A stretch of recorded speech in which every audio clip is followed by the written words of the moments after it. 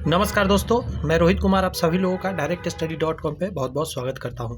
आज का क्लास बहुत ही बेहतरीन होने वाला है बिकॉज ऑफ आज हम करने जा रहे हैं मिश्रण मिक्सचर। आपको पता होना चाहिए ये चैप्टर बहुत कंफ्यूजिंग है, पता नहीं चलता कौन सा फार्मूला कहाँ लगेगा। बहुत सारे न्यूमेरिकल्स भी देखेंगे, जो भी न्यूमेरिकल्स हो सकता है, और वो सारे पॉइंट्स हम लोग कवर करने का कोशिश करेंगे।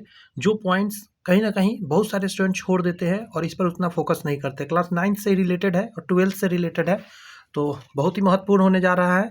और दूसरी बात ये बताना चाहते हैं कि ये तकरीबन 50 प्लस क्वेश्चन इस चैप्टर से लेकर आए हैं। मात्र एक चैप्टर, एक सिंगल चैप्टर मिक्सचर है, मिश्रण से लेकर आएंगे, क्लासिफिकेशन करेंगे इसके, और जितने रिलेटेड क्वेश्चन है सारे करेंगे। जो भी 2-3-4 बार एग्जाम में आए हुए प्रीवियस ईयर में वो सारे क्वेश्चन है।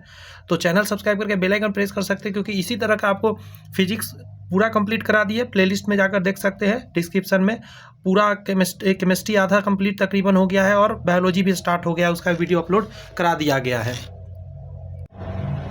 जी हाँ, देख सकते हैं यही बायोलॉजी का जस्ट पहला चैप्टर कंप्लीट करा के डाल दिया गया है। अब एक चैप्टर मात्र कोशिका से यदि बात करेंगे हम, तो 150 क्वेश्चन लाकर रख दिया गया। अगर आपने थ्योरी भी नहीं पढ़ा है तो सारे थ्योरी भी एक तरह से कवर हो जाएंगे, और ये सारे क्वेश्चन अलग अलग एग्जाम में पूछे गए हैं, तो ये बहुत ज़्यादा महत्वपूर्ण है आपके लिए। अब जाकर डिस्क्रिप्शन में लिंक है, सेम प्ले के अंदर फिजिक्स कंप्लीट हुआ था, उसी में केमिस्ट्री भी अपलोड हो रहा है, उसी प्ले में आपको बायोलॉजी अपलोड शुरू हो गया है होना, तो जाकर उसे ज़रूर देख लीजिए। आइए पहले मैं थ्योरी थोड़ा सा करा दूं। क्वेश्चन तो ढेर सारा लेकर आया हूँ आपके लिए, जब आप देखेंगे देखिए क्वेश्चन में बहुत सारा लेकर आया हूँ, लेकिन थ्योरी करा देने के बाद नहीं, देखिए ये सारे क्वेश्चन हम करेंगे हम लोग, कैसे कैसे बनते हैं, फार्मूला वगैरह कहाँ यूज होते हैं। लेकिन उससे पहले ना थ्योरी थोड़ा सा कर लेंगे तो ज़्यादा बढ़िया है, क्योंकि ये चैप्टर ना बहुत कन्फ्यूजिंग है, और चूँकि 11th-12th का भी पार्ट इसमें घुसा हुआ है तो बहुत कन्फ्यूज करता है। तो इसको मैं कुल क्लियर करता हूँ आपके बीच, उसके बाद फटाफट कर लेते हैं ओवरव्यू, एक थ्योरी का रिवीजन, उसके बाद चलेंगे, ठीक है। चैप्टर का नाम हमारा जैसा बताया मिक्सचर है, मिश्रण का वर्गीकरण कह सकते हैं। मिश्रण से रिलेटेड सारी बातें इसमें हम लोग देखेंगे। पहला पॉइंट आप देख सकते हैं, आपके स्क्रीन पर शो हो चुका है। मिश्रण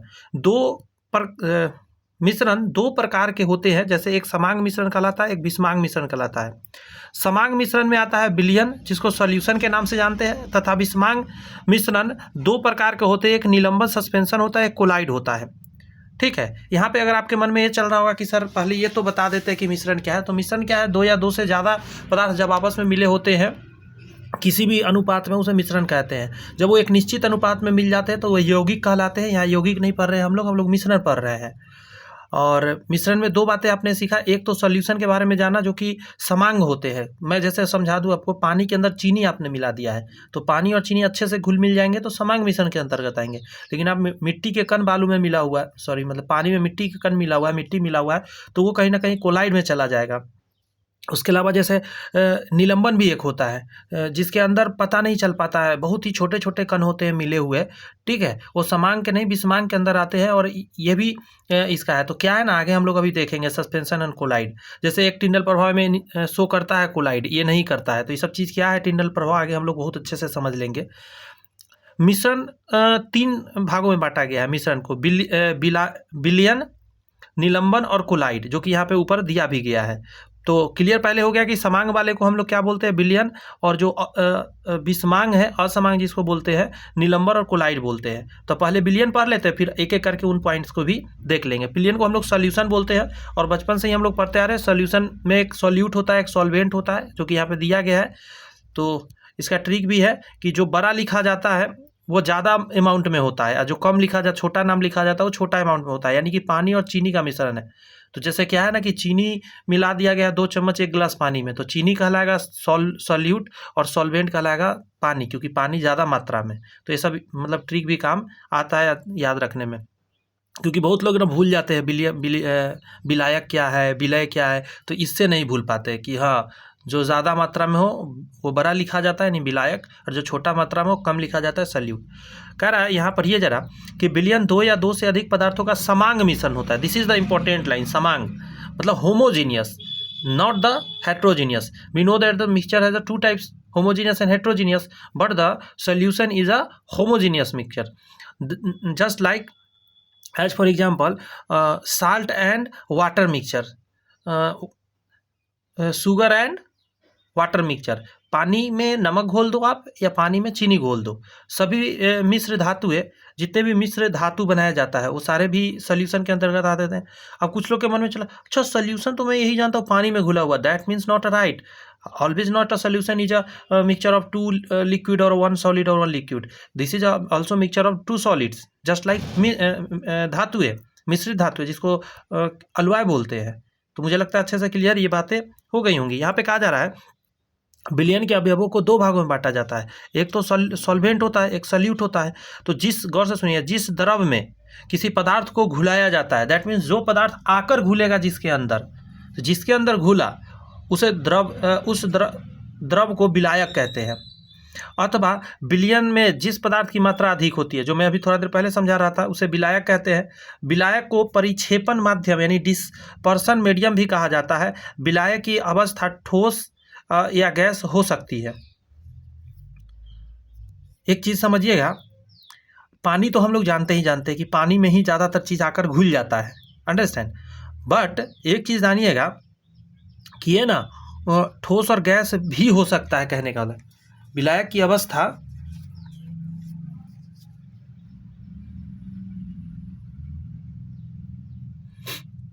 विलायक की परिक्षेपण माध्यम, अच्छा ये भी शब्द पर ध्यान रखना है कि ये भी पूछा गया है कि विलायक को परिक्षेप कौन सा माध्यम कहा जाता है, तो उसको परिक्षेपण माध्यम यानी डिस्पर्सन मीडियम भी कहा जाता है। नीचे देखेंगे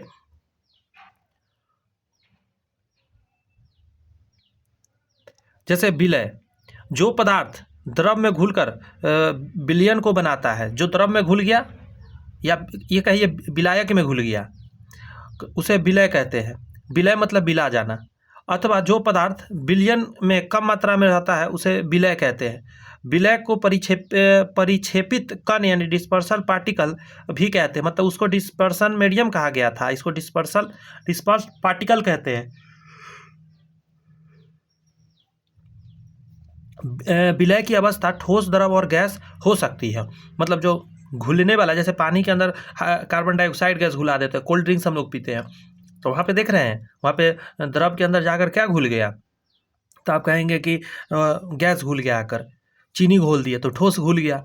अच्छा, लिक्विड कैसे घोलते हैं, तो जैसे दो चीज़ आप ले लीजिए, एक अल्कोहल ले लीजिए, एक पानी ले लीजिए, दोनों को मिला दीजिए, तो वो क्या होगा, लिक्विड में लिक्विड तो है ना, तीनों अवस्थाएं आपको मिल गया।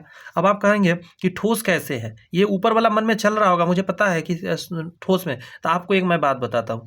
एक बोरी चीनी मैंने आपको दे दिया, एक बोरी चीनी, मैंने कहा कि 1 गिलास उसमें पानी डाल दो, आपने ऊपर से 1 गिलास पानी डाल दिया। अब बताओ मेरे को आप, चीनी पानी का मिश्रण हुआ, लेकिन अब क्या होने वाला है, क्या पानी उसमें से निकल के बाहर गिर जाएगा? नहीं गिरेगा, उसी के अंदर रह गया।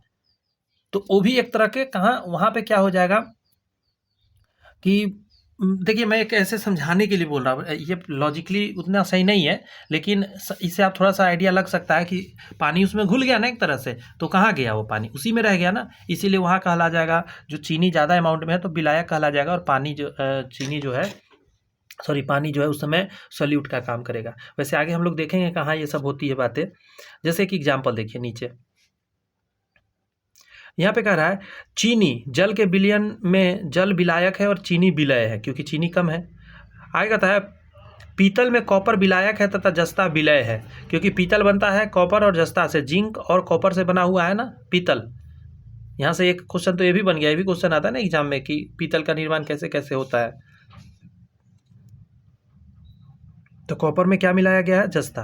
नेक्स्ट है आपका वायु में नाइट्रोजन गैस विलायक है, वायु में नाइट्रोजन गैस विलायक है और सभी गैसें विलय है, क्योंकि नाइट्रोजन ज़्यादा मात्रा में है हवा में मौजूद। टिंचर आयोडीन में एल्कोहल विलायक है और आयोडीन विलय है, क्योंकि अल्कोहल ज़्यादा मात्रा में है।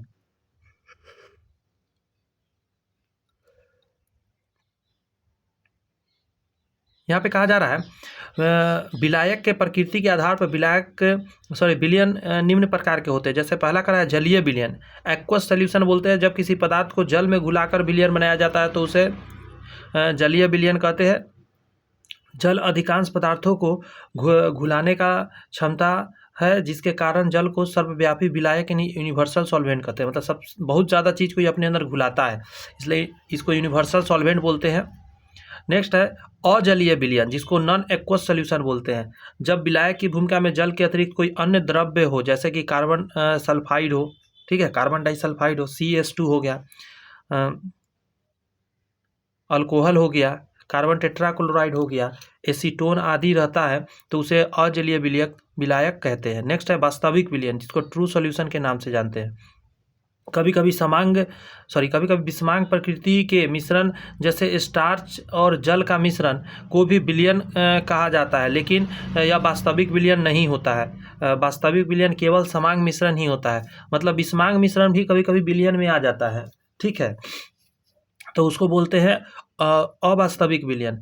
स्टार्च और पानी का विलयन हो गया जैसे, ठीक है, तो वास्तविक विलयन समझ में आ गया होगा।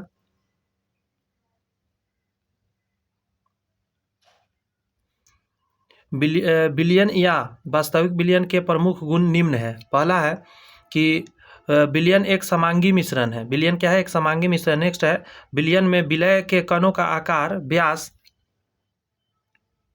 10⁻⁸ सेंटीमीटर से भी कम होता है। विलय के इतने छोटे कण को सूक्ष्मदर्शी की सहायता से भी नहीं देखा जा सकता। ये बहुत इंपॉर्टेंट पॉइंट आप पढ़ रहे हैं अभी, ये पर क्वेश्चन बनता है यहाँ पे।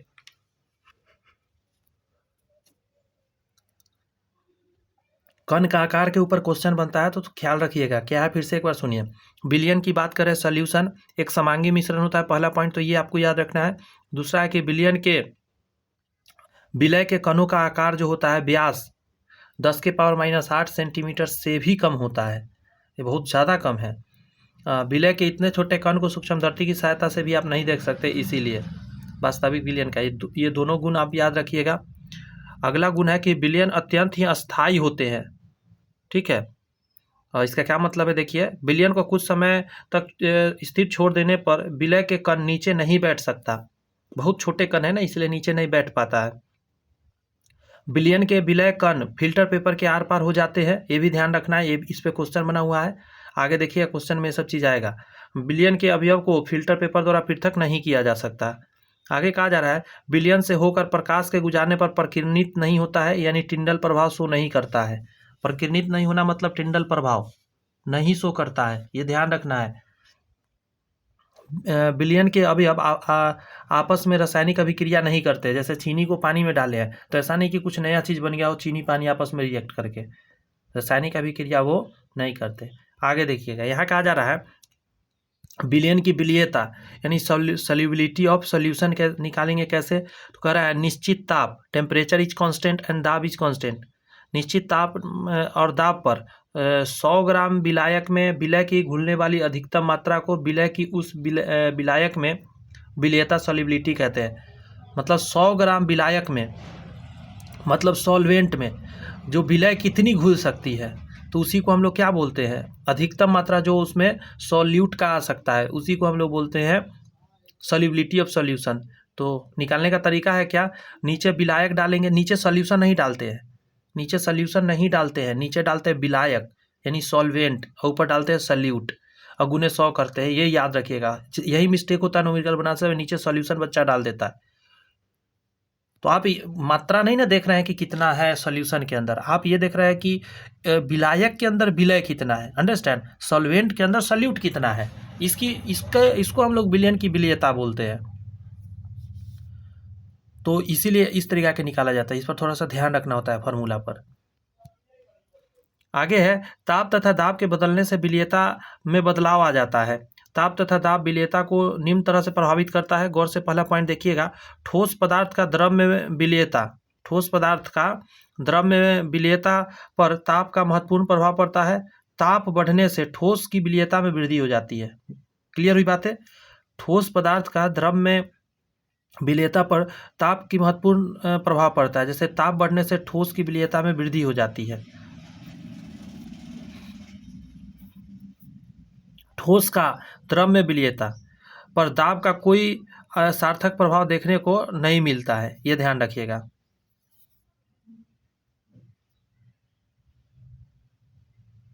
मतलब ताप का तो प्रभाव दिख रहा था, यहाँ पे ताप का दिख रहा था, लेकिन दाब का प्रभाव नहीं दिख रहा था। आगे कह रहा है गैस का द्रव में विलीयता, गैस मिला हुआ है क्या चीज़ में, द्रव के अंदर, तो महत्वपूर्ण स्थान है, दाब का महत्वपूर्ण स्थान है इस पर।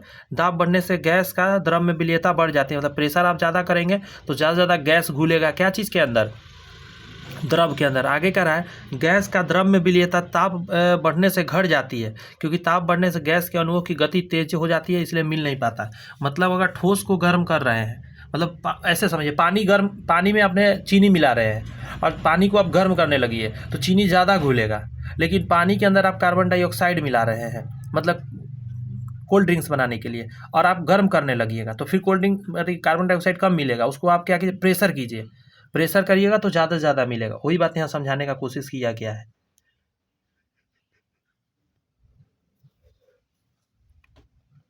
विलय की मात्रा के आधार पर विलय के प्रकार। इस बार विलय के मात्रा के आधार पर पहला करा है संतृप्त विलय, मतलब सल्यूट, कितना सल्यूट घुल रहा है उसके आधार पर। संतृप्त विलय सैचुरेटेड सॉल्यूशन, असंतृप्त विलय मतलब अनसैचुरेटेड सॉल्यूशन, और अति संतृप्त विलय मतलब सुपर सैचुरेटेड सॉल्यूशन।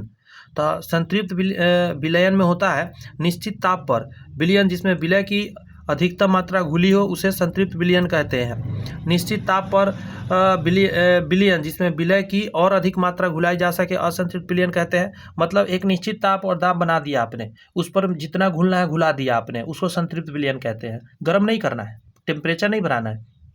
आगे कह रहा है कि असंतृप्त में क्या है कि अभी उसमें और घुलाया जा सकता है। जैसे एक गिलास में आपने 2 चम्मच या 1 चम्मच चीनी घोल रखा है, लेकिन एक निश्चित होगा ना भाई कि एक गिलास के अंदर 20 चम्मच या 10 चम्मच के बाद नहीं होगा, तो 10 चम्मच घुला दिए तो संतृप्त हो गया।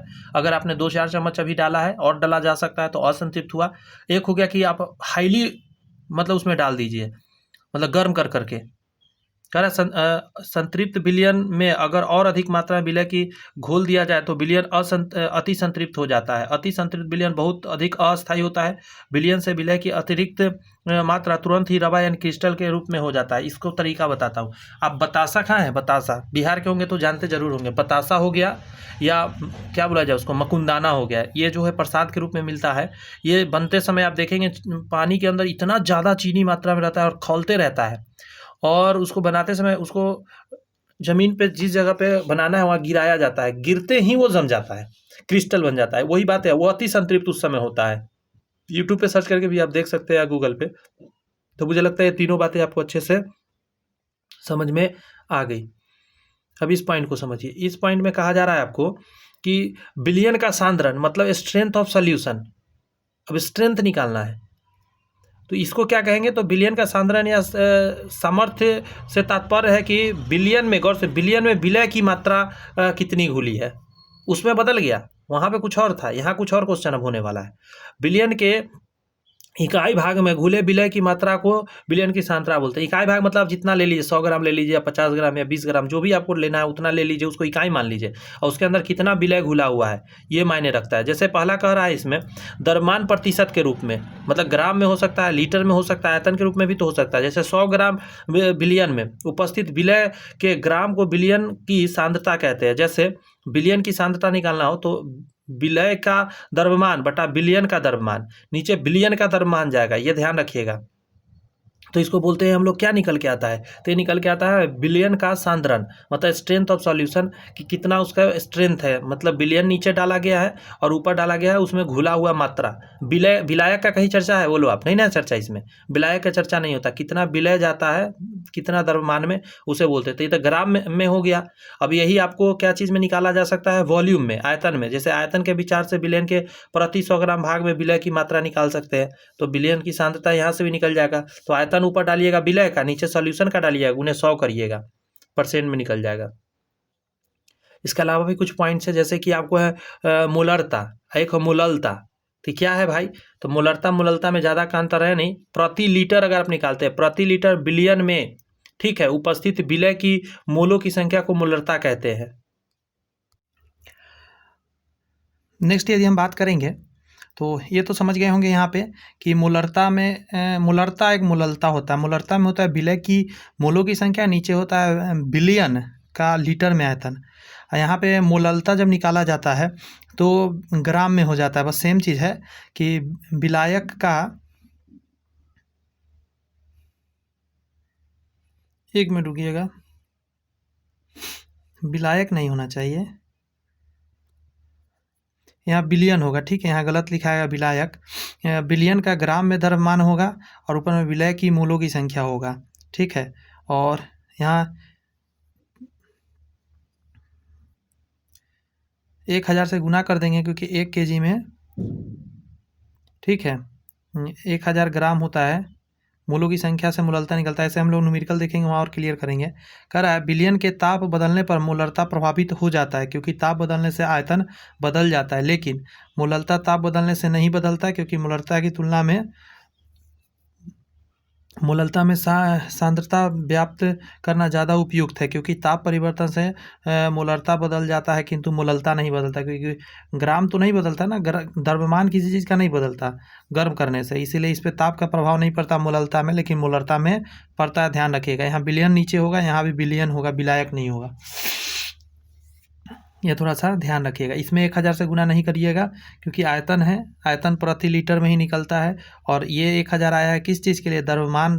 नीचे 1000 लिखते हैं ना आप, तो ये नीचे वाला 1000 कहाँ चला जाता है? ऊपर चला जाता है ना, वही ऊपर यहाँ पे गुना में लिख दिया गया है। ठीक है, ये कभी कभी ऊपर लिखा है, यहाँ दिख सकता है, बात एक ही है, दोनों में अंतर कुछ नहीं है।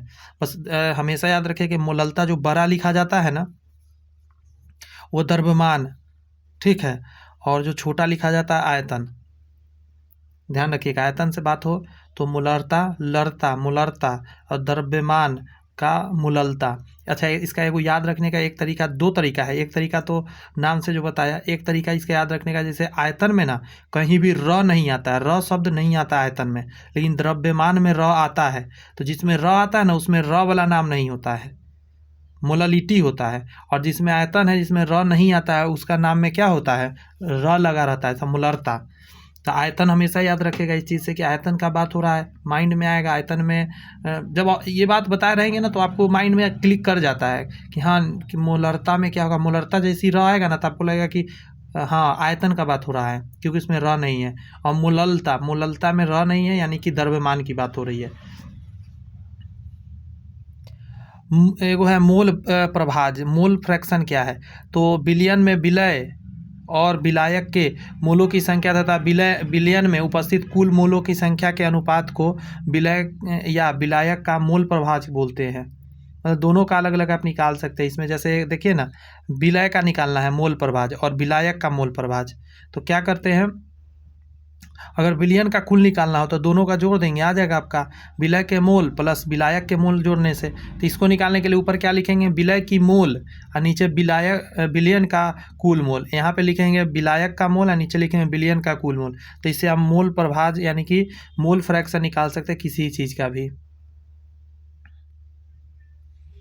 नेक्स्ट आपका भाग प्रति मिलियन, पीपीएम के रूप में बहुत ज़्यादा लिखे हुए देखेंगे। पीपीएम का मतलब होता है भाग प्रति मिलियन, पार्ट पर मिलियन, पार्ट पर मिलियन इसको पढ़ते हैं।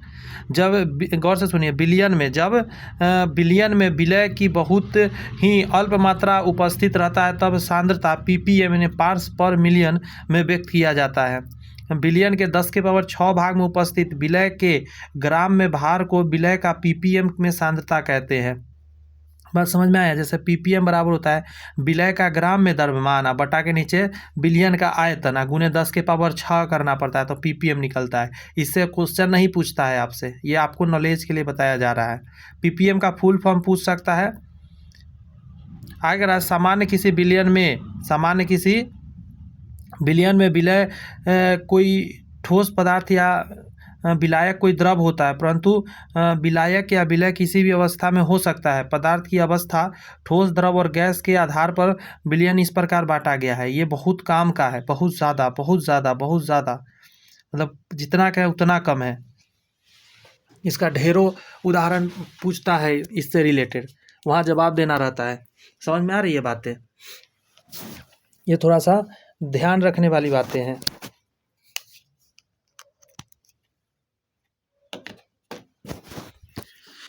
पहला पॉइंट समझ लीजिएगा, गैस का विलयन, गैसीय विलयन क्या है? तो गैसीय विलयन में क्या क्या हो जाता है? विलय हो सकता है गैस, और विलायक हो सकता है गैस, यानी जो कम मात्रा में मिला हुआ है वो भी गैस, और जो ज़्यादा मात्रा मिला हुआ है वो गैस। जैसे ऑक्सीजन नाइट्रोजन का गैस का मिश्रण हो गया, समझे? इसमें एगो ज़्यादा कर दीजिए, एगो कम कर दीजिए। अब जैसे विलय है तो ऑक्सीजन को बना दीजिए विलय, कम कर दीजिए, नाइट्रोजन को ज़्यादा मात्रा में कर दीजिए, तो नाइट्रोजन हो जाएगा विलायक। तो गैस गैस का मिश्रण हो गया। अब आप आगे आइए,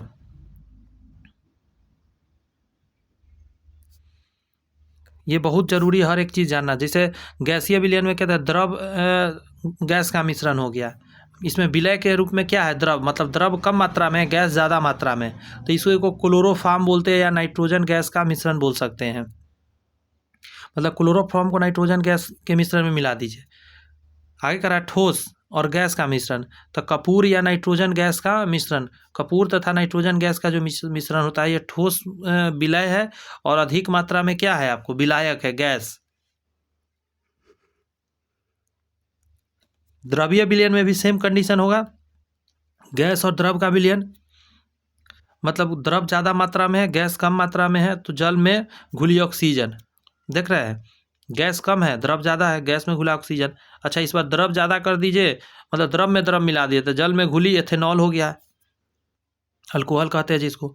ठोस का मिलना क्या चीज़ के अंदर, द्रव के अंदर, ठोस द्रव में मिला हुआ है, तो जल में घुली ग्लूकोज, ग्लूकोज क्या है ठोस है और जल में घुला हुआ है, जल ज़्यादा मात्रा में है। उसी तरह ठोस विलयन, यानी ठोस विलयन में क्या है, गैस घुला हुआ है ठोस के अंदर, तो हाइड्रोजन का पैलेडियम में विलयन, हाइड्रोजन पैलेडियम के अंदर मिला हुआ है, तो इसमें गैस जाके कहाँ ठोस में मिल गया, अब द्रव जाके ठोस में मिलेगा, ठीक है। तो पारे का सोडियम के साथ अम्लगम बनाना, पारे का सोडियम के साथ अम्लगम बनाना क्या है, द्रव जाके कहाँ मिल गया है ठोस के अंदर। आगे कह रहा है ठोस जो है ठोस के अंदर मिल जाना, तांबा सोना चांदी ये सब हो गया। क्लियर है, एक बार रिवाइज करते हैं, गैस का जाकर गैस में मिल जाना, गैस जाकर गैस में मिल गया तो इसको बोलते हैं ऑक्सीजन जाके नाइट्रोजन में मिल गया। द्रव का गैस में मिलना तो क्लोरोफॉर्म का नाइट्रोजन गैस में का मिश्रण हो गया। ठोस का जाकर गैस के अंदर मिल जाना तो कपूर का नाइट्रोजन गैस में मिल जाना। गैस का द्रव में जाके मिल जाना, जल में घुली हुई ऑक्सीजन हो गया। द्रव का द्रव में मिल जाना, जैसे जल के अंदर एथेनॉल मिल गया। ठोस के अंदर द्रव जाके मिलना, मतलब ठोस जाके द्रव में मिल गया तो जल में घुली हुई ग्लूकोज। इस तरह के इसको याद रखिएगा। जो मैं ऊपर शुरू में बात किया था आ गया यहाँ पे, एक आ गया आपका कोलाइड, उसके बाद सस्पेंशन, ये सारी चीज़ को हम लोग देखेंगे। कोलाइड क्या है इसको समझने का कोशिश करिए। कोलाइड विलयन का वह अवस्था जिसमें विलय के कणों का आकार वास्तविक विलयन से थोड़ा बड़ा होता है, वास्तविक विलयन से थोड़ा बड़ा होता है, इसे कोलाइड कह देते हैं। कोलाइड खुली आंखों से देखने पर समान प्रतीत होता है, परंतु उच्च शक्ति के सूक्ष्मदर्शी से देखने पर विषमांग पाया जाता है, मतलब अलग अलग इसके पार्ट्स दिख जाएंगे आपके। जैसे दूध हो गया, स्याही हो गया, मानव का रक्त हो गया, ये सभी हम लोग को क्या लगता है कि इसमें तो कुछ अलग अलग चीज़ नहीं है, सब एक जैसा ही दिखता है, घुला मिला, लेकिन असल में ऐसा है नहीं, ये कोलाइड के अंतर्गत आता है, ये विलयन के अंतर्गत नहीं रखा गया है, ये कोलाइड है, ध्यान रखिएगा। वास्तविक विलयन से थोड़ा अलग होता है ये। तो कोलाइड के प्रमुख गुण, पहला है कह रहा है कि कोलाइड वास्तविक विलयन नहीं होता है, पहला पॉइंट यही है, कोलाइड वास्तविक विलयन नहीं होता है। कोलाइड विलयन विषमांग होते हैं। कोलाइड के कणों यानी विलय को उच्च क्षमता वाले माइक्रोस्कोप की मदद से देखा जा सकता है। ये याद रखना है इसका कि कोलाइड के कणों का आकार यानी व्यास 10⁻⁷ सेंटीमीटर से 10⁻5 सेंटीमीटर के बीच होता है। इस पर एग्जाम में क्वेश्चन पूछा गया है, तो ये याद रखना होगा आपको। अच्छा, एक सॉल्यूशन के कण का याद आया, 10⁻⁻⁸, 10⁻⁻8 सेंटीमीटर से भी कम था व्यास, इससे कम था सॉल्यूशन का। यहाँ पे इससे ज़्यादा हो रहा है, 10⁻7 सेंटीमीटर से 10⁻5 सेंटीमीटर के बीच होता है। जैसे जैसे पावर घटेगा ना वैसे वैसे बड़ा साइज होता है, ध्यान रखिएगा। जैसे सॉल्यूशन का था 10⁻⁻8 सेंटीमीटर, तो ये इससे बड़ा साइज ये है, ध्यान रखिए। ऐसा मत सोच लिया कि पावर के हिसाब से कुछ उल्टा पुल्टा। तो ये 2 पॉइंट बताया कि दोनों से क्वेश्चन बना हुआ है। एक नीचे देखिए, कोलाइड के कण फिल्टर पेपर के आर पार हो जाते हैं, किंतु चर्म पात्रों के सूक्ष्म छिद्रों से कोलाइड का कण आर पार नहीं हो पाते हैं।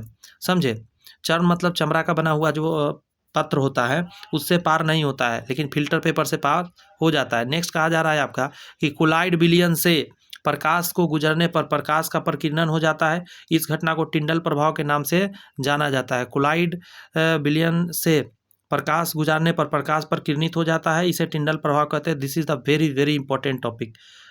There are lots of questions asking in the many examinations, अलग अलग एग्जाम्स में बहुत सारे क्वेश्चंस यहाँ से पूछे गए हैं। So understand the all points. The most important thing is Tyndall प्रभाव affected by the colloidal solution. Next कर रहा है एट 1903 में सिगमांडी तथा सीडेनटॉफ ने टिंडल प्रभाव का प्रयोग कर अल्ट्रा माइक्रोस्कोप का निर्माण किया, जिसका सहायता से कोलाइडी कणों की उपस्थिति का पता लगाया जाता है। कोलाइडी विलयन वास्तविक विलयन की तरह ही अस्थायी होते हैं। कोलाइडी विलयन को स्थिर छोड़ देने पर इसके कण नीचे नहीं बैठेगा, ध्यान रखिएगा। आगे कह रहा है कोलाइडी विलयन में कोलाइड के कणों का अनवरत टेढ़े मेढ़े मार्गों पर गति करते रहता है। इस गति को ब्राउनी गति बोलते हैं, जो टेढ़ा मेढ़ा चलता है। और कोलाइडी के कण जितने सूक्ष्म होते हैं, ब्राउनी गति उतनी ही तेज होती है, ये भी ध्यान रखना है। कोलाइडी के कणों का धन या ऋण आवेश उपस्थित रहता है। यह कोलाइड विलयन में विद्युत धारा प्रवाहित करने पर कोलाइड के कण विपरीत आवेश वाले इलेक्ट्रोडों की ओर गमन करने लगते हैं, अर्थात इलेक्ट्रोडों पर पहुंचकर आवेशहीन हो जाते हैं और अवक्षेप बनकर विलयन के पृथक हो जाते हैं।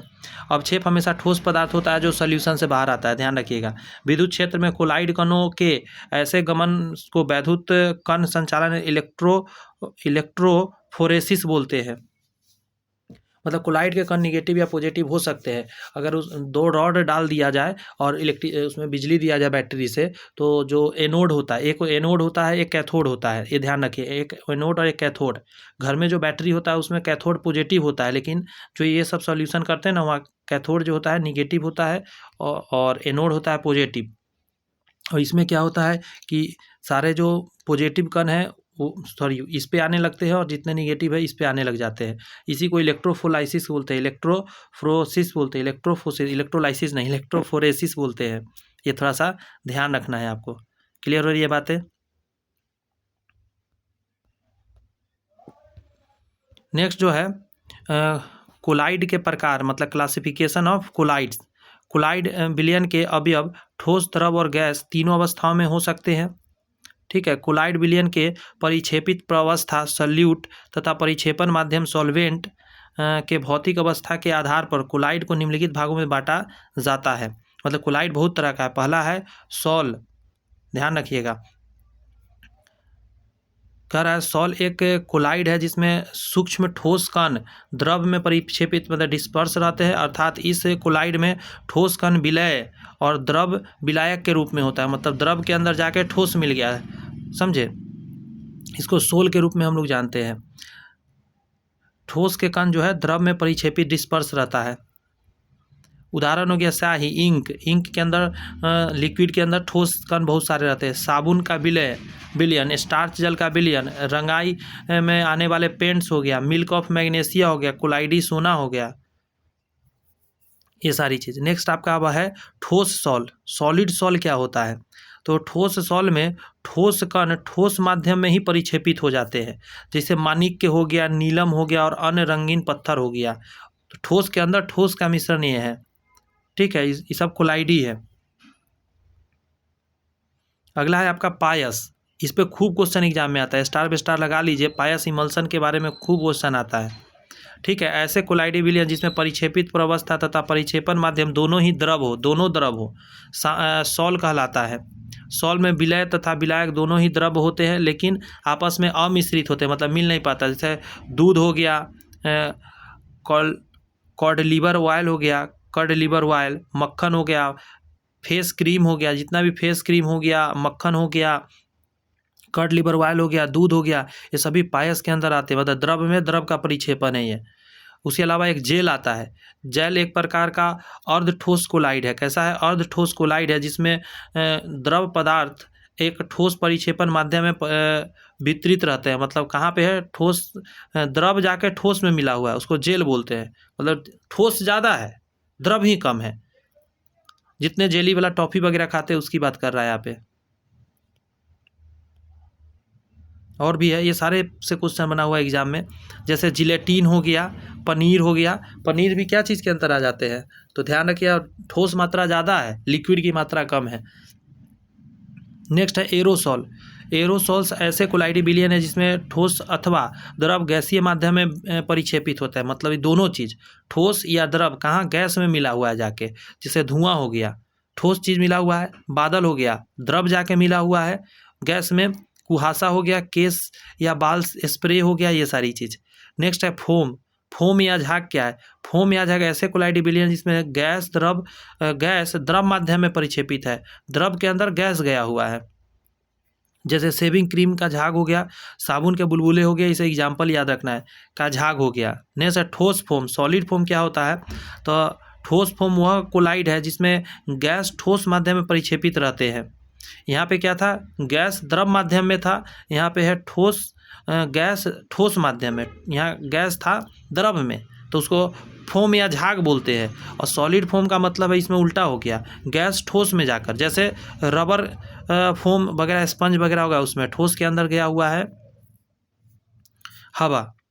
अगला आता है मिसेल्स। मिसेल्स क्या है? साबुन तथा मार्जक डिटर्जेंट के अणु कोलाइडी कणों से छोटे होते हैं, परंतु इसे जल में घोलने पर इसके बहुत सारे अणु आपस में जुड़कर बड़े अणु बनाते हैं, जिसका आकार कोलाइडी कण के बराबर होता है। जल में साबुन या मार्जक के कोलाइडी आकार वाले बृहद कण मिसेल्स कहलाते हैं। क्लियर हो रही है बातें? बस इतना ही टॉपिक लास्ट बचा हुआ है, इसके बाद हम लोग ऑब्जेक्टिव पर करेंगे फटाफट कंप्लीट। कर रहा है निलंबन यहाँ एक विषमांग मिश्रण, निलंबन एक विषमांग मिश्रण है। आगे कर रहा है जिसमें ठोस के कण छोटे छोटे कण द्रव अथवा गैस में घुलते नहीं हैं, बल्कि संपूर्ण द्रव अथवा गैस में फैल जाते हैं बस। जैसे खैरिया, कैल्शियम कार्बोनेट को आप जल का मिश्रण कीजिए, मटमैला जल हो गया या रेत वाली मिश्रण हो गया, जल का आटा का मिश्रण हो गया, ये सभी चीज़, ये सभी निलंबन है, सस्पेंशन बोलते हैं इसको, ये बैठ जाएगा। निलंबन एक विषमांगी मिश्रण है। उपस्थित विलय कण की खुली आंखों से भी देखा जा सकता है। निलंबन के विलायक कणों का आकार जो होता है 10 के पावर 5 सेंटीमीटर या इससे अधिक होता है। इतने बड़े कण फिल्टर पेपर के आर पार नहीं हो पाते हैं। निलंबन अस्थायी होते हैं, थोड़ी देर छोड़ देने पर नीचे बैठ जाते हैं, जैसे सत्तू घोरे हुए रहते हैं, तो सत्तू जब छोड़ देते हैं तो नीचे बैठ जाता है। निलंबन न तो टिंडल प्रभाव प्रदर्शित करेगा और ना ही कण ब्राउनी गति करते हैं। विद्युत कण संचालन इलेक्ट्रोफोरेसिस की घटना में निलंबन में नहीं होता, मतलब इसमें ये भी प्रोसेस नहीं होता है। आइए अब ऑब्जेक्टिव देखते हैं और भी क्लियर हो। पहला कहा जा रहा है कि निम्नलिखित में कौन मिश्रण है? फटाफट अब जवाब देंगे। तो निलंबन हो गया, विलयन हो गया, कोलाइड हो गया, सभी मिश्रण के अंतर्गत आते हैं। निम्नलिखित में कौन समांग मिश्रण है? समांग मिश्रण की बात कर रहा है, एकदम गौर की जाता है। विलयन को समांग मिश्रण के अंतर्गत रखा गया है, ये चीज़ भी पता होना चाहिए। नेक्स्ट है कि निम्नलिखित में कौन विषमांग मिश्रण है? विषमांग मिश्रण की कौन कौन होता है? निलंबन हो गया और कोलाइड हो गया, ये विषमांग मिश्रण के अंदर आता है। तो डी आंसर देना परफेक्ट हो जाएगा। विलयन का सबसे प्रमुख गुण क्या है? तो ये होता है समांग, समांग होता है विलयन। आगे है आपका निम्नलिखित में कौन विलयन का गुणधर्म नहीं है? विलयन का गुणधर्म नहीं है, तो यह एक समांगी मिश्रण होता है, तो ये तो सही है। विलयन में विलय कणों का आकार 1 नैनोमीटर से भी कम होता है, तो ये भी तो सही लग रहा है, क्योंकि 10 के पावर कितना आता है 1 नैनोमीटर में? -9 मीटर होता है। सेंटीमीटर बदलिएगा तो 10 के पावर कितना आ जाएगा? -7 सेंटीमीटर आ जाएगा, तो सही है, यही तो बताए थे।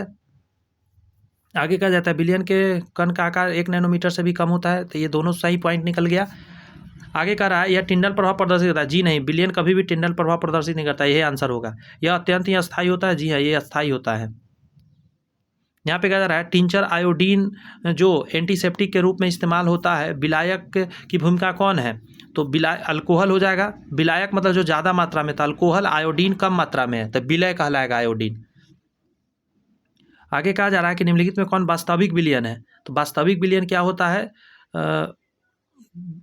ऐसा कि जिसका अलग अलग मतलब पार्ट ना हो, तो कॉपर सल्फेट विलयन। तो आंसर 7 का दे दीजिए ना।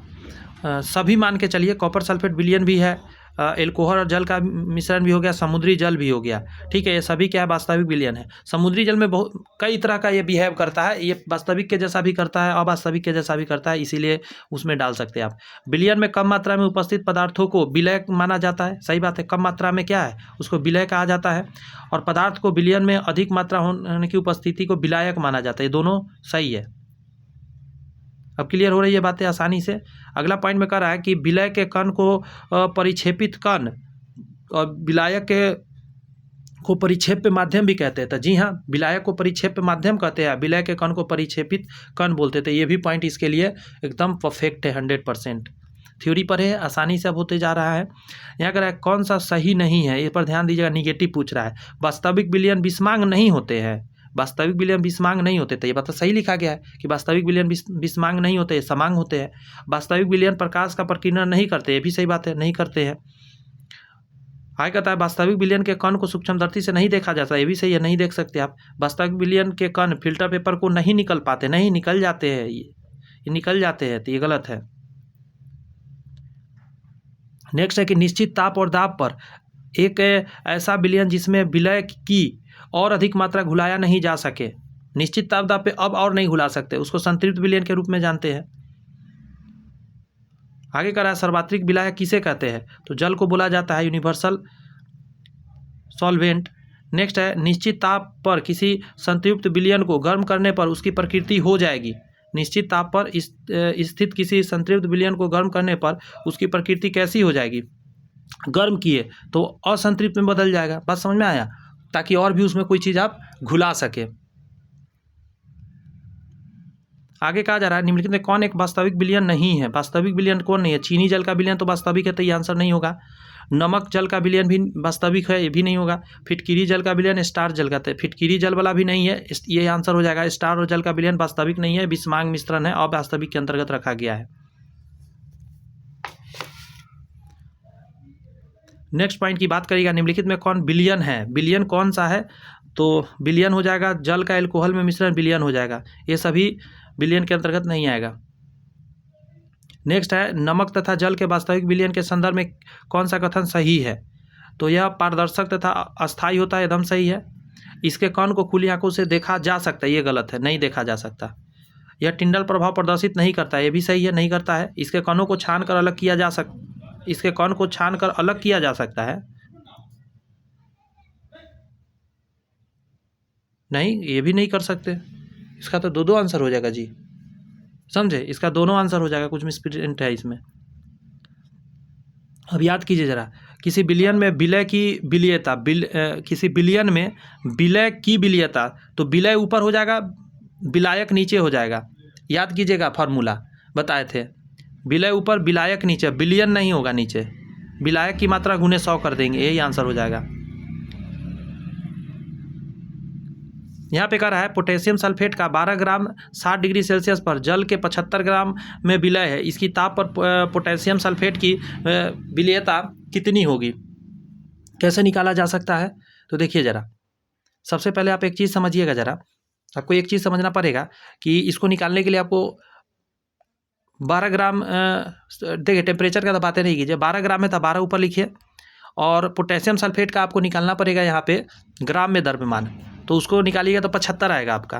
पोटेशियम सल्फेट का निकालिएगा तो 75 आएगा, तो 75 नीचे डाल दीजिए और गुने 100 कर दीजिए, और इसको काट छाट करिए। जब ये काट छाट करेंगे आप तो 16 ग्राम निकल कर आएगा, तो 16 ग्राम आपका आंसर हो जाएगा। अच्छा, एक और बात, ग्राम में नहीं होगा, ये सभी ग्राम गलत है, इसमें परसेंट कर दीजिए, परसेंट में निकल के आता है, ठीक है, विलयता परसेंट में निकल के आता है, तो 16% आंसर हो जाएगा। देखिए एक चीज़ समझिए, पोटेशियम सल्फेट घुला हुआ है 12 ग्राम जल के 75 ग्राम विलय में, तो हमको क्या निकालना है, विलयता निकालना है। तो विलयता निकालने के लिए नीचे विलायक लिखते हैं, तो विलायक नीचे हो गया, और ऊपर में लिख दिया आपने विलय 12 ग्राम, तो 12 ऊपर 75 नीचे, गुने 100 करके निकाल लिया परसेंट में। इसमें बनाइए, यहाँ पे कह रहा है कि 250 डिग्री सेल्सियस, इसका कोई वैल्यू नहीं, इसको छोड़ दीजिए। सोडियम नाइट्रेट के संतृप्त विलयन के 35 ग्राम में 9 ग्राम सोडियम नाइट्रेट घुला है, तो सोडियम नाइट्रेट की विलयता निकालिए, तो 9 ऊपर कर दीजिए, 35 नीचे कर दीजिए, और गुने 100 कर दीजिए। लेकिन एक मिनट रुक जाइएगा, एक मिनट, यहाँ पे गड़बड़ हो जाएगा। यहाँ पे क्या है, संतृप्त विलयन के 35 ग्राम है, विलयन दिया हुआ है, विलयन से नहीं निकलता है, विलायक हमको निकालना होगा। 9 ऊपर तो जाएगा, नीचे 35 घटा कर लिखना पड़ेगा, तो 35 में से 9 घटेगा तो 26 आ जाएगा। 35/6 गुने 100 कर दीजिए यहाँ पे, समझे, 9/26 गुने 100 करना पड़ेगा, क्यों, नीचे विलायक लेना है, और हम नीचे यहाँ पे दिया हुआ है विलयन, कन्फ्यूजन करने के लिए। इसको काट छाट करिएगा, आंसर आपका आ जाएगा, मैं बता दे रहा हूँ, आंसर 18 का हो जाएगा आपका, क्या 34.6 ग्राम आएगा। आगे कह रहा है कि 100 ग्राम में जल के 100 ग्राम में सोडियम क्लोराइड का अधिकतम 36 ग्राम विलय हो सकता है, तो कह रहा है कि सोडियम क्लोराइड की विलयता निकालिए।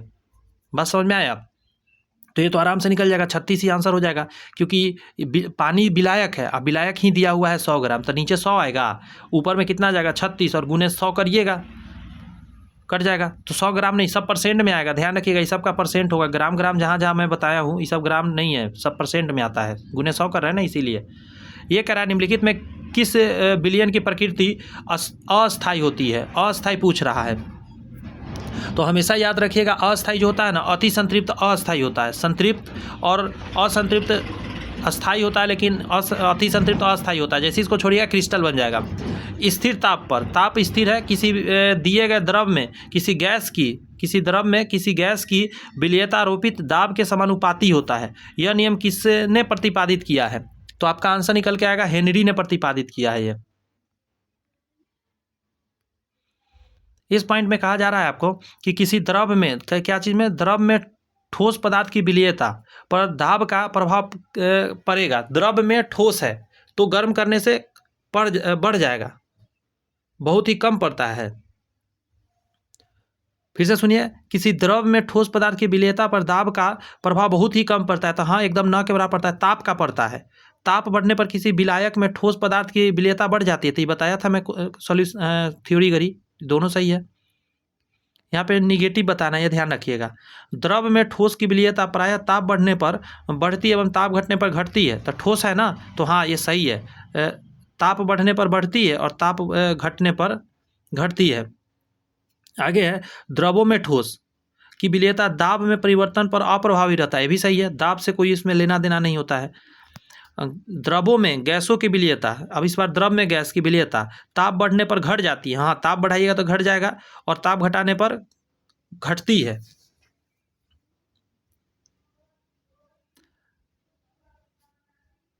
एक मिनट फिर से पढ़ते हैं, ये भी सही लग रहा है मुझे। द्रवों में गैस की विलयता प्रायः ताप बढ़ाने पर घट जाती है और ताप घटाने पर घट जाती है, ये सही है।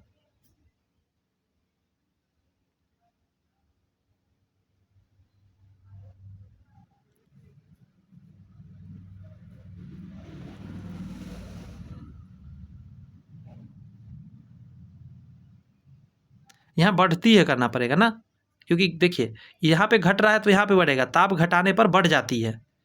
ताप टेम्परेचर कमेगा तो ज़्यादा गैस घुलता है ना, तो यहाँ पे क्या होगा, बढ़ती है होगा, तब सही हो जाएगा ये। और लास्ट वाला कहता है द्रवों में गैसों की विलयता दाब बढ़ने पर घटती है, और तो ये गलत हो जाएगा।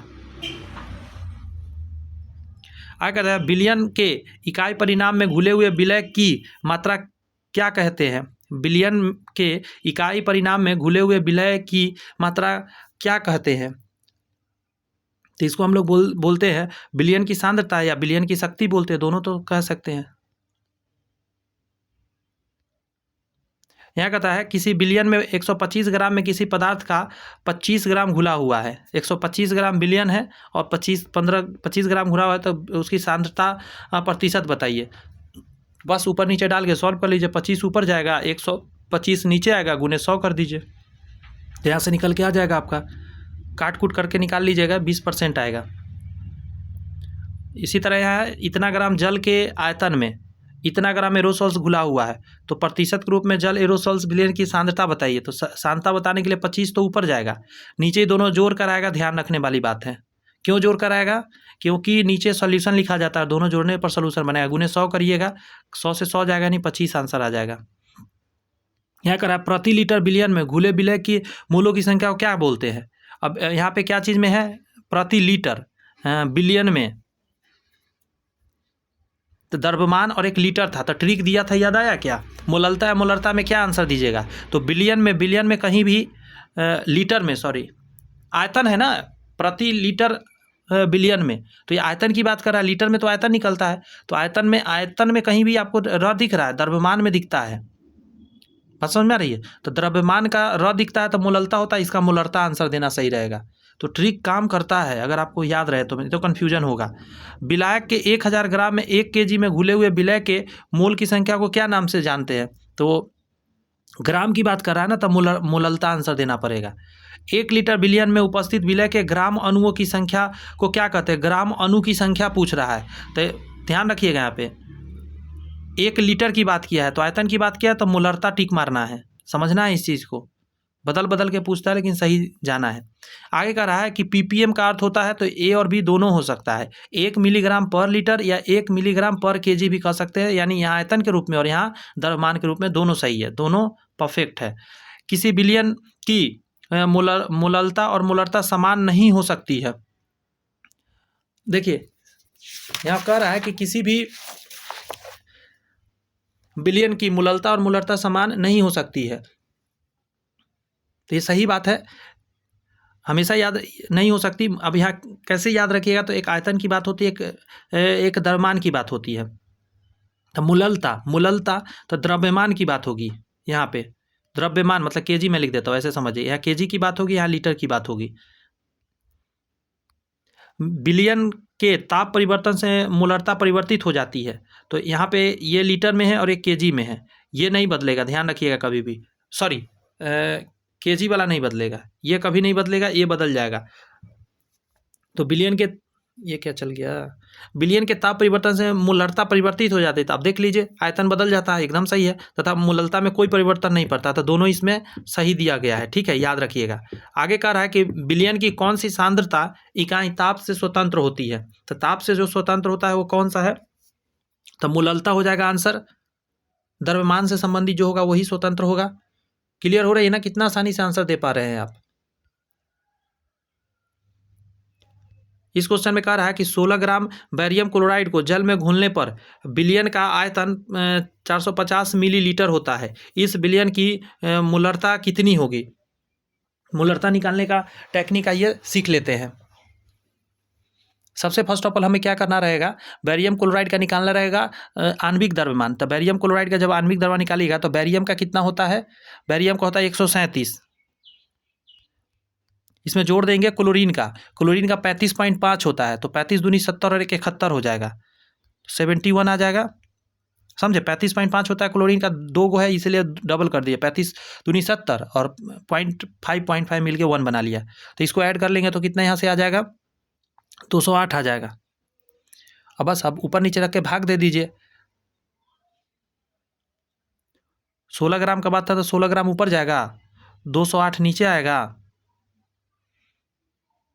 अब इसको पूरा भाग देना पड़ेगा कितना से, अच्छा ये मिलीलीटर में है तो इसको निकाल लेंगे केजी में। तो 0 पॉइंट कितना आ जाएगा, 450 आ जाएगा, इतना लीटर आ जाएगा, मतलब लीटर में निकालना पड़ता है, लीटर में ही सॉल्यूशन हो पाएगा।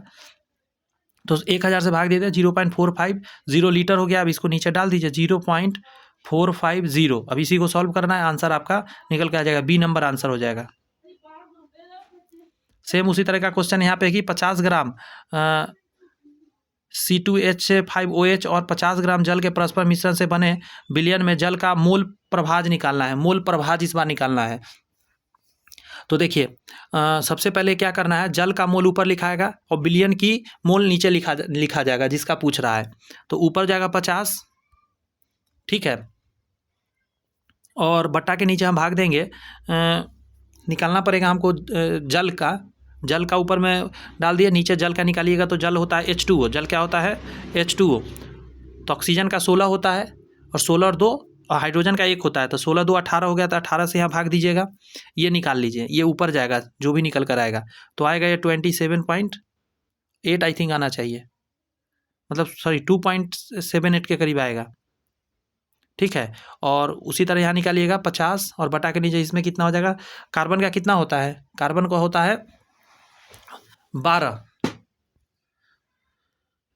दूनी 24 हो जाएगा, 24 और 5 29, 29 और 16 35 और 45 और 46 आ जाएगा।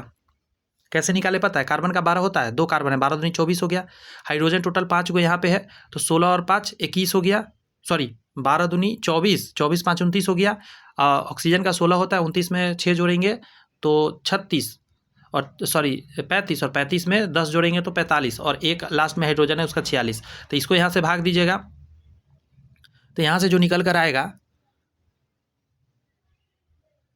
वो 1.06 आएगा। निकालते समय हमेशा ध्यान ये रखना होता है कि ऊपर में किसका डालना होता है, जिसका निकालना है उसका, नीचे में टोटल डालना रहता है। तो आपको नीचे डालना होगा 2.78 और प्लस क्या आ जाएगा 1.06 जाएगा, ये दोनों जोड़ कर। तो मुझे लगता है आराम से निकाल लिए होंगे। ऑप्शन नंबर क्या आंसर हो जाएगा, देख लीजिएगा कैलकुलेट करके कौन सा ऑप्शन जाएगा। ऑप्शन नंबर ए दिख रहा है, ए। निम्नलिखित में कौन मिश्रण विलयन है, रक्त, मिट्टी, सॉफ्ट ड्रिंक्स हो जाएगा विलयन, समझे। आगे है कोलाइड विलयन होते हैं, कोलाइड होते हैं विषमांग मिश्रण होते हैं, समांग नहीं होते कोलाइड, ये ध्यान रखने वाली बात है। यहाँ पे कहा जा रहा है कि निम्नलिखित में कौन एक कोलाइड विलयन नहीं है, कोलाइड विलयन नहीं है। तो आंसर क्या दीजिएगा, चीनी और जल का विलयन। ये कोलाइड विलयन के अंतर्गत नहीं आता है, ये ट्रू सॉल्यूशन आता है। विद्युत क्षेत्र के प्रभाव से कोलाइडी विलयनों के गमन क्या कहलाते हैं, तो इसको हम बोलते हैं वैद्युतीकरण। एक मिनट, हाँ, वैद्युत कण संचलन, इलेक्ट्रोफोराइसिस, मतलब लाइसिस नहीं, फोराइसिस। यहाँ पे है कि 1 बिलियन से प्रकाश को गुजारने पर बिलियन प्रकाश के किरण पुंज को प्रकीर्णित करता है और इसके पथ को दृष्टिगोचर बनाता है। यह बिलियन कौन सा हो जाएगा, तो कोलाइडी बिलियन के अंतर्गत ये आता है। निम्नलिखित में कौन सा एक कोलाइड नहीं है, जो कोलाइड नहीं है, सॉफ्ट ड्रिंक्स, एरोसॉल, तो सॉफ्ट ड्रिंक्स हो जाएगा। सॉफ्ट ड्रिंक्स कोलाइड के अंतर्गत नहीं आता है, ट्रू सॉल्यूशन के अंतर्गत जाता है। ये आगे कहा जा रहा है कोलाइड विलयन में कणों का टेढ़े मेढ़े मार्गों पर गमन करना, इसको ब्राउनी गति बोलते हैं। कोलाइडी विलयन में ब्राउनी गति उत्पन्न होने का कारण क्या है, जल के ताप में परिवर्तन, परिक्षेपण माध्यम, परिक्षेपित कणों का टक्कर, परिक्षेपित कणों के माध्यम आकर्षण बल का न होना, कोलाइडी विलयन का विषमांग होना। तो 42 का आंसर ये देना बी सही रहेगा। परिक्षेपित माध्यम और परिक्षेपण कणों का आपस में टक्कर होते रहता है, इसी वजह से वो मूवमेंट में हमेशा रहता है। यहाँ पे है कि कोलाइडी विलयन में ब्राउनी गति किस अवस्था में बहुत ही तीव्र से होगा, जब विलय कण सूक्ष्म हो, माध्यम की श्यानता कम हो, ताप अधिक हो। तो आंसर 43 का ना सारे दे दीजिए। इन सभी में विलय जितना कण छोटा होगा उतना ज़्यादा होगा, श्यानता कम होने पर भी होता है और ताप अधिक होने पर भी कोलाइडी के कण ब्राउनी गति ज़्यादा शो करेगा। यहाँ पे आ ही गया क्वेश्चन, मैं बोला भी था कि कोलाइडी विलयन में कोलाइडी कणों का आकार पूछ रहा है आपका, तो 10 के पावर 7 और 10 के पावर 5 के बीच में रहता है। क्लियर हो रही है बात है। कोलाइडी विलयन से प्रकाश गुजारने पर टिंडल प्रभाव उत्पन्न होते हैं, प्रकाश के प्रकीर्णन के कारण होता है। कोलाइडी विलयन तथा वास्तविक विलयन में किस एक द्वारा भेद नहीं किया जा सकता, बात समझ में आया, ये बता दीजिएगा, पक्का आप सोच के बता दीजिएगा। फिल्टर पेपर द्वारा नहीं भी भेद कर सकते, दोनों क्या होता है, पार कर जाता है फिल्टर पेपर से। आगे कहा जा रहा है कि निम्नलिखित विकल्प सही सुमेलित नहीं है, गलत वाला पूछ रहा है। स्याही सॉल में आता है, धुआं फोम नहीं, धुआं फोम में नहीं आता है, यही गलत है, यही आंसर हो जाएगा आपका।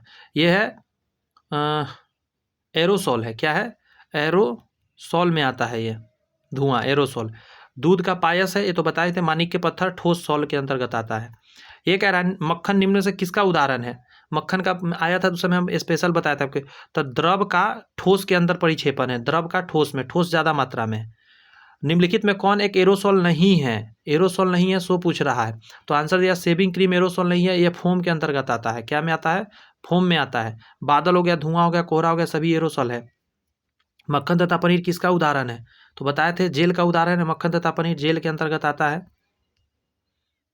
नेक्स्ट आपका कि एक कोलाइड अवस्था जिसमें वायु परिक्षेपित माध्यम में माध्यम है, समझे, वायु अगर है तो गैस है, तो गैस को क्या बोलते हैं, एरोसॉल्स बोलते हैं।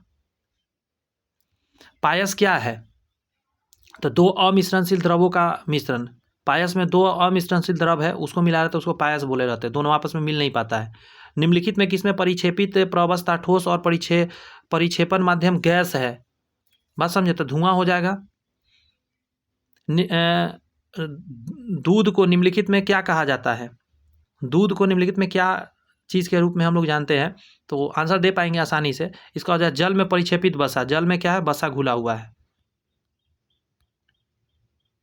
यहाँ पे है कि कोलाइड विलयन की कौन सी अवस्था कुहासा में होती है, कुहासा के बारे में बात पूछ रहा है, तो कुहासा में हो जाएगा, यहाँ तो दिख नहीं रहा है, इधर आइए, हाँ यहाँ पे है, गैस का द्रव में परिक्षेपित कहलाता है। द्रव का गैस में या गैस का द्रव में कहना सही रहेगा। आगे जो क्वेश्चन है इसमें कहा जाए निम्नलिखित में कौन एक सही नहीं है, मतलब गलत है, आपसे ये पूछना चाह रहा है। पहला कह रहा है वास्तविक विलयन के कण फिल्टर पेपर के आर पार हो जाते हैं, ये सही है। कोलाइड के कण फिल्टर पेपर के आर पार हो जाते हैं, ये भी सही है। निलंबन के कण फिल्टर पेपर के आर पार हो जाते हैं, ये गलत है, निलंबन के कण नहीं हो पाता है। शुद्ध जल की मुललता कितना है, तो 5.55.6, याद रखिएगा इसको डायरेक्ट।